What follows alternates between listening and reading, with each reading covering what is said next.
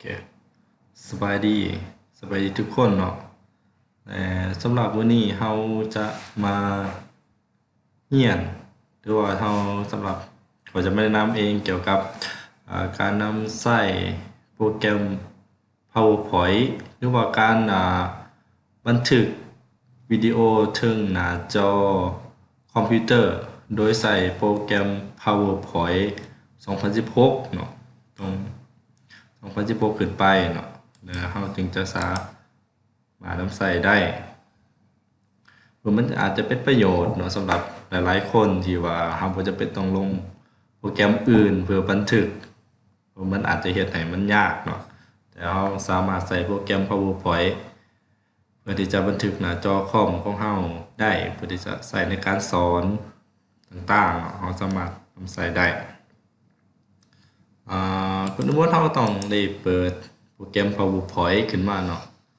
ของข้อยมันจะอยู่ในมีในหน้า desktop แล้วถ้าบ่มีเราจะเข้าในปุ่ม start เนาะเข้าปุ่ม start แล้วก็ค้นหาในนี้ก็มีเนาะใน Windows มันจะมีแต่ว่าถ้าบ่เห็นในนี้เราสามารถเลื่อนลงมาได้เนาะ PowerPoint โอเค PowerPoint เราก็คลิกใส่เนาะรอท่าจนกระทั่ง PowerPoint ขึ้นมานี่ก็คือหน้าตาปิดของ PowerPoint เนาะที่ว่ามันขึ้นมาแบบนี้หลังจากนั้นเราก็คลิกเข้าBlanket เนาะหลักตัวนี้ก็คือหน้าปกติของ PowerPoint เนาะ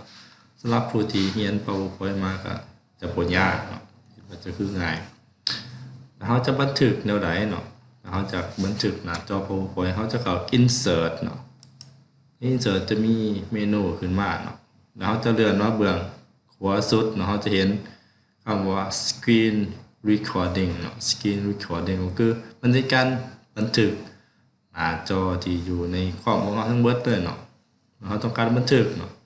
เอาคลิกใส่เนาะคลิกใส่ Screen Recording ใน PowerPoint เนาะมันจะมีเมนูขึ้นมาเนาะแล้วเมนูขึ้นมามันจะเห็นตัวนี้ก็คือ recording pointer มันจะเป็นอยู่กับเมาส์ของเราเนาะว่าเราต้องการที่จะใส่หรือบ่ใส่เนาะเอาคลิกใส่มันจะเป็นตัวดำแบบนี้หมายความว่าเราจะใส่อยู่เนาะบัดนี้ audio ก็คือเราต้องการบันทึกเสียงนำหรือบ่เนาะคือถ้าเราต้องการบันทึกเสียงนำเราก็กดใส่เนาะ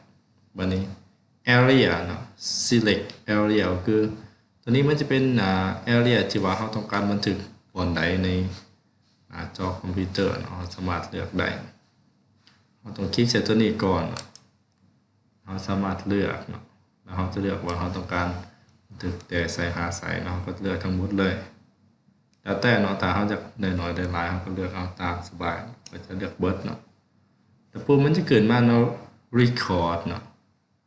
record ก็คือตัวนี้เนาะเมื่อเราอยากบันทึกเนาะเราก็กด record เนาะเรากดเนาะมันจะมีนับถอยหลังนะครับ3 2 1รถก็มาหมายความว่าตอนนี้เราบันทึกแล้วเนาะเราจะเห็นว่าอยู่ทางถึงมันได้เริ่มนับเวลาแล้วหมายความว่าตอนนี้เราบันทึกหน้าจอคอมของเราแล้วเราอยากเฮ็ดหยังเนาะเราสามารถบันทึกได้ตัวอย่างเราอาจจะสอนการนำใส่ Word เนาะที่เราต้องการสอนเนาะเราก็เปิด Word ขึ้นมาตอนนี้หมายความว่าหน้าจอคอมของเรามันก็บันทึกอยู่เนาะโดยที่ว่าเราใส่โปรแกรม PowerPoint เนาะ2016บันทึกหน้าจอของเราอยู่อาจจะสอนการนำใส่ต่างๆประตูอื่นเนาะมันก็จะเข้ามาว่าการเข้าเว็บต่างๆเนาะเราสามารถเข้าเว็บเข้า YouTube เนาะมันจะขึ้นมามันจะเป็นการบันทึกไว้เลยมันจะเห็นเนาะมันจะบันทึกขึ้นมาให้เราเลยก็คือวิธีง่ายๆเนาะอันนี้เมื่อเราต้องการหยุดเนาะเมื่อต้องการหยุดเราจะเอาเมาส์ขึ้นมาไว้ถึงหน้าจอเราจะเห็นหน้าต่างตัวนี้ลงมาเนาะ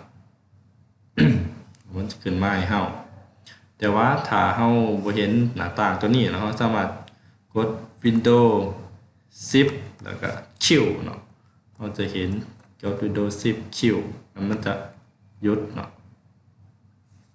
มื่อมันหยุดแล้วเนาะตัวนี้มันจะเข้ามาเนาะเราเช่นวิดีโอของเฮาเนาะว่ามันขึ้นมาอยู่ใน PowerPoint เลยเนาะเป็นแบบนี้มันขึ้นมาแบบนี้เฮาก็เห็นเนาะเฮาสามารถปรับแต่งวิดีโอของเฮาได้เนาะแล้วแต่ความว่ามันสะดวกสำใดเนาะอาจจะเป็น color ต่างๆเนาะการเปลี่ยนสีการครอปต่างๆก็คือการฟอร์แมตวิดีโอเนี่ยเราสามารถตัดวิดีโอของเราได้นะว่าความแบบใดนะเราสามารถตัดได้วิดีโอที่เรามือเราบันทึกมาแล้วเราสามารถตัดได้ก็คือทริมวิดีโอเนาะเราสามารถตัดได้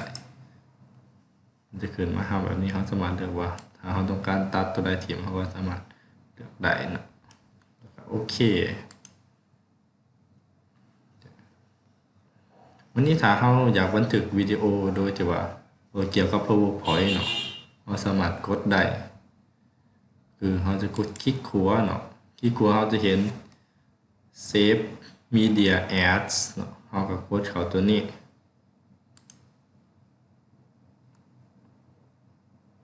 เขาจะเห็นเนาะวันนี้หน้าต่างตัวนี้จะขึ้นมาหน้าต่างตัวนี้ขึ้นมาเขาก็เลือกเนาะว่าเขาต้องการที่จะปะป้ายของเราอยู่ไสเนาะเขาก็เลือกตามสบายเลยเนาะตัวนี้เนาะก็ตั้งชื่อเนาะไฟล์ name จะใส่อย่างการนำใส่อย่างก็แล้วแต่เนาะอย่างเนาะการเอกคอร์ด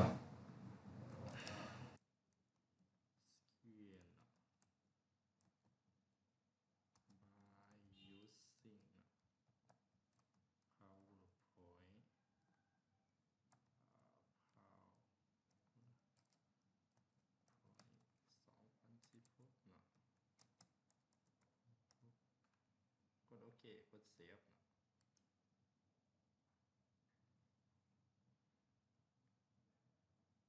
แล้วเขาก็เข้าไปเบิ่งไฟล์ของเขามันเห็นหรือบ่วันที่เขาบันทึกไว้เนาะมันอยู่ใส่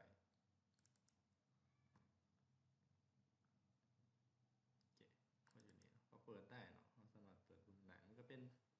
ไฟล์ MP4 รถก็มากหมายความว่าตอนนี้เขาบันทึกแล้วเนาะเราจะเห็นว่าอยู่ทั้งถึงมันได้เริ่มนับเวลาคือขึ้นมาเนาะสามารถเลือกได้